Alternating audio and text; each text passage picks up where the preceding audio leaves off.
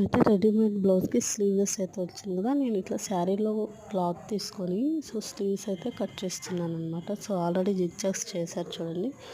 తర్వాత ఇక్కడ వచ్చేసి మనకు స్లీవ్స్ ఉన్నాయి కదా, దానికి ఇక్కడ కార్నర్స్ ఓపెన్ చేసుకోవాలి. అండ్ నాకు ఇక్కడ లెంత్ కొంచెం ఎక్కువ ఉంది, సో ఆ లెంత్ కూడా కట్ చేసి మళ్ళీ క్లాత్ వేసుకుంటున్నాను. అండ్ ఇక్కడ ఫ్రంట్ అయితే షేప్ తీస్తున్నాను ఇలాగా.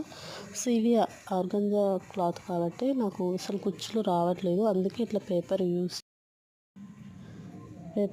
చేసి అయితే నేను ఇట్లాగా వేస్తున్నాను అనమాట. ఇప్పుడు పర్ఫెక్ట్గా వస్తుంది. మీరు కూడా డెఫినెట్లీ ట్రై చేయండి. ఇట్లాగా చాలా బాగా నీట్గా వస్తుంది చూడండి, ఫినిషింగ్ కూడాను. సో ఇదొక టిప్ అనమాట ఈ వీడియోలో. అండ్ ఇంతకుముందు నార్మల్గా కుట్టిన దానికి దీనికి చాలా డిఫరెన్స్ ఉంది. అండ్ తర్వాత ఇదంతా విప్పేసి నేను మళ్ళీ నీట్గా కుట్టాను. అండ్ రెడీ అయిన తర్వాత ఇలా ఉంది. ఎలా ఉందో కామెంట్ బాక్స్లో అయితే షేర్ చేసుకోండి.